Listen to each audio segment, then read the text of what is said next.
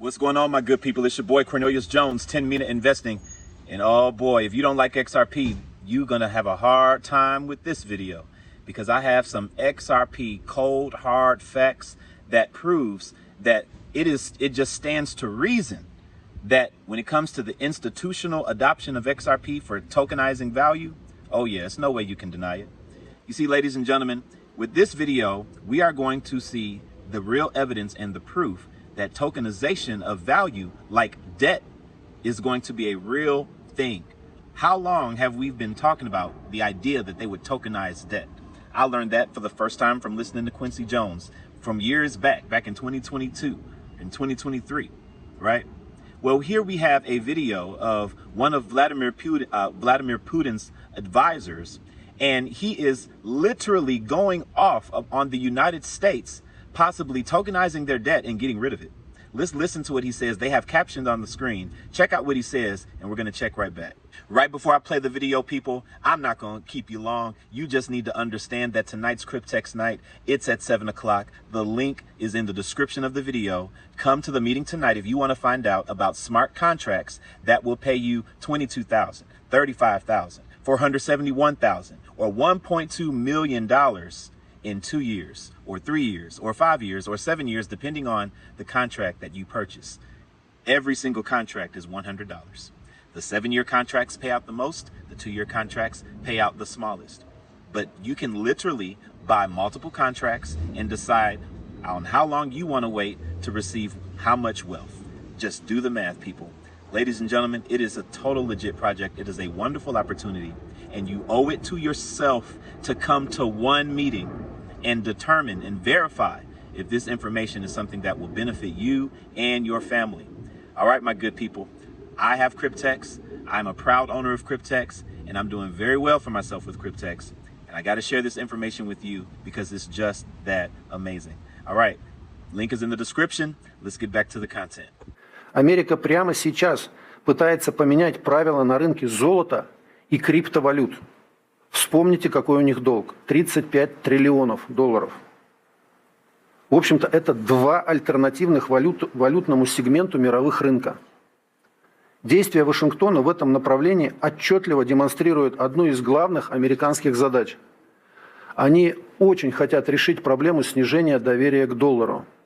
США, как это было и в 30-е, и в 70-е годы, будут решать свои финансовые проблемы за счет всего мира, загоняя всех куда? В криптовалютное облако. Со временем, когда часть госдолга США будет размещена в стейблкоинах, США обесценит этот долг. Еще раз простыми словами, у них сейчас валютный 35-триллионный долг, они его загоняют в крипту, в облако, обесценивают и начинают с нуля. Это для тех, кто очень любит заниматься криптой. So you see there what he said. He is concerned about the United States usage of crypto and stablecoins. He thinks that when we put our debt into these stablecoins, what he calls the crypto cloud, then they're just going to devalue the coin and there goes the debt. And that's going to be a problem for the whole world. Well, no, the United States does not have any plans on devaluing their stablecoins. That would be self-defeating, right? However, the point is that they are going to tokenize debt. That's a true thing. We understand that debt has value, and all value is going to be tokenized in this new financial system. It has even been well reported by Smoke, shout out to Smoke, in the World Economic Forum on their website here. They show where a company has already tokenized $1 billion of debt on the XRP ledger, private equity and tokenized debt instrument. And so this has already happened. We're just at the very beginning stages before legislation is complete. Tokenized debt, along with tokenized value of all things, it's going to take off. It's going to be a thing, period. Now, when you understand that when debt is tokenized, it can't just exist in its floating vacuum. No, it must exist or live on some crypto ledger. So knowing and understanding that fact, I asked Super Gronk the following question. If tokenized debt scales with institutional usage in the trillions, which ledger would most likely be used? Which ledger can tokenize value and is compliant with KYC, AML, clawbacks, digital ID, etc. for banks? and is also ISO 20022 compatible. Now, why did I ask the question like that? It's very simple. Because if we're talking about the institutional usage of crypto, who have all the trillions of dollars to flow onto these new rails, you have to understand that they have certain requirements. Banks can't just pick up any old crypto. No, they have to use cryptos that align with the proper banking regulations when we're talking about the biggest, largest banks in the world. So I'm going to read to you what Gronk told me. The most likely ledger for scaling tokenized debt to institutional usage in the trillions is the XRP ledger, given its design for high volume financial transactions, partnerships with hundreds of banks and institutions, and built-in features tailored for regulatory compliance in a tokenized asset context. The XRP ledger meets the specified criteria. Tokenization of value, supports issuance of custom tokens representing debt instruments, example, bonds or loans via issued assets with programmability for smart contract-like functionality through amendments and hooks. Compliance with KYC, AML, clawbacks, digital IZ, etc. for banks. Native clawback feature via XLS 39 amendment allows issuers to revoke or burn tokens in case of fraud, errors, or regulatory needs, enhancing compliance. Asset freezing and authorization requirements support KYC, AML enforcement. It integrates with digital identity solutions and is used by banks for regulated flows with off-chain, on-chain hybrid approaches for verification. ISO 20022 compatibility. Fully compatible with Ripple's payment systems, example RippleNet, using ISO 20022 messaging for seamless integration with traditional banking rails, enabling tokenized transactions to align with global financial standards. Other ledgers like Stellar with similar clawback and ISO support, used by institutions like Franklin Templeton for tokenized funds, or permission platforms like JP Morgan's Connexis, formerly Onyx, Ethereum-based with ISO-compatible formats and institutional custody for tokenized debt, could also fit, but are less positioned for broad, trillion-scale adoption across diverse institutions compared to XRPL's focus on cross-border and high-value finance. That's Grok, people. That is Grok. So when you understand that this is a thing, tokenizing debt, tokenizing value, it's happening. How fast, how quick is it going to come is the only question. Ladies and gentlemen, when the world is on the new rails, money will move so much more efficiently. And the largest banks and institutions will make money more efficiently. And commerce is going to boom all over for everyone after the Black Swan event, of course. But I'm talking about when crypto has been on the rails. This is after the reset, right? Crypto is a thing and banks are profiting. Well, what's going to happen? Ladies and gentlemen, it's going to bring more money into the overall global commerce market, into the overall crypto market. All the cryptos that have use case are going to be shooting up in market cap. Country GDPs are going to be shooting up. Everything, all the market caps that are benefiting from this inflow of liquidity and efficiency are going to be moving up. So what does that mean? There's more value in the world. All of the world's value is going to be tokenized. Right now, that value is somewhere probably in the hundreds of trillions, if not maybe one or maybe a couple quadrillion.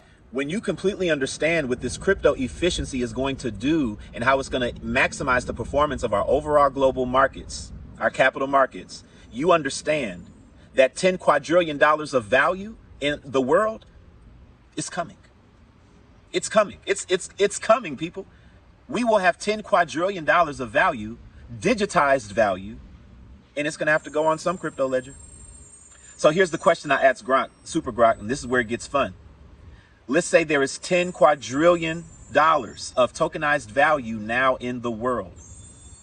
Make a projection for XRP based on a scenario where global institutional adoption of XRP by the world's largest institutions is a common thing, right? Because we've already discovered that the most likely ledger that they are going to use is the XRP ledger, right?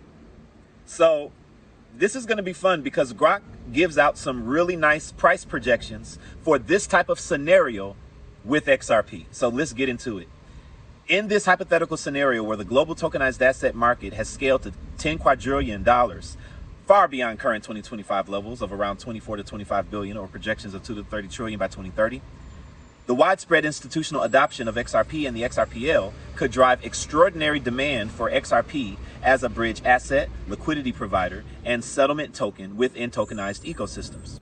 This assumes XRPL becomes a dominant ledger for tokenizing debt, equities, real estate, commodities, and other real-world assets, as evidenced by its current integrations with institutions like Bank of America, Santander, American Express, Standard Chartered, and over 100 financial partners via RippleNet. Plus mentions in World Economic Forum reports for debt tokenization and features like clawbacks for compliance. Doesn't seem hard for any of that to be a reality if you ask me. Recent developments such as XRPL's third quarter 2025 transaction surge of 500%, ETF approvals boosting interest, and partnerships with entities like the World Bank and BRICS nations support this as a plausible evolution if adoption accelerates. To project XRP's potential, consider its role. Institutions would hold or use XRP for efficient cross-border settlement, collateral and tokenized debt equity pools, and transaction fees on the XRPL, which processes 105,000 transactions per second at low cost. Starting from today's 176 billion market cap at 297 price with 59.5 billion circulating supply out of the 100 billion total. Projections scale based on tokenized market capture and utility demand. Velocity, which is how often XRP turns over, is assumed at 10 to 50 annually based on payment network models, while institutions might allocate 0.01 to 1% of tokenized value to XRP for liquidity. Here's a tiered projection under this 10 quadrillion tokenized value scenario. This is the part that people who don't get XRP, don't like XRP, don't think XRP is going to be used, this is the part they miss. When it comes to the argument about XRP not having to be used, it's always, always, always in the context of cross-border payments. And that is true. XRP does not have to be used with cross-border payments. It's more efficient if they do use XRP, but they will when we get legislation, right? Aside from that, there are other use cases for XRP that institutions are going to be using, not just cross-border payments. What else? Collateral and tokenized debt and equity pools. Yes. Banks are going to use XRP and other cryptos that they decide to use, if there are any others, for collateral when they are participating with these equity pools, when they are tokenizing various debt. You can't tokenize debt. You can't participate in equity pools without the use of digital collateral. And if you're doing it on the XRP ledger, it's going to use XRP. It's just that simple. Banks are going to use it in that regard. Also, transaction fees. Do you know how much XRP is going to be used when it comes to the transaction fees for all of the value that these banks are tokenizing on the XRP ledger?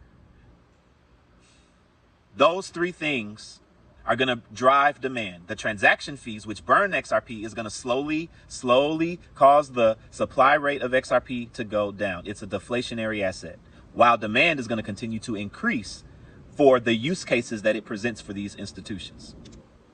So here we go. Grok gave a conservative, moderate, and optimistic price for XRP given this grand scenario, this grand global adoption scenario where there's $10 quadrillion of value, of tokenized value in the world. The conservative price, the key assumptions are slow adoption, competition from Ethereum and JP Morgan, Onyx, high velocity of 50. XRP remains niche for cross-border. And the projected XRP price is 50 cents. We know that's not going to happen. That's the conservative scenario. The moderate scenario, here are the assumptions. XRPL dominates debt, real-world assets, integrations with 4,000 plus FLS by 2025 end. Velocity about 25. ETF inflows drive holding. The moderate price prediction it gives for this scenario, $20,000 per XRP. That's a moderate example for Grok. The optimistic price for XRP, here are the key assumptions. The XRPL as global standard via BIS, SWIFT, MIF ties, low velocity of 10 from staking, holding, full tokenization of $867 trillion of global finance subset, of the global finance subset, excuse me. The price that Super Grok gives, the optimistic price under this scenario, is a $500,000 XRP. $500,000, people.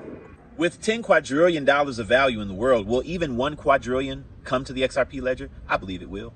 I believe it will. Yeah.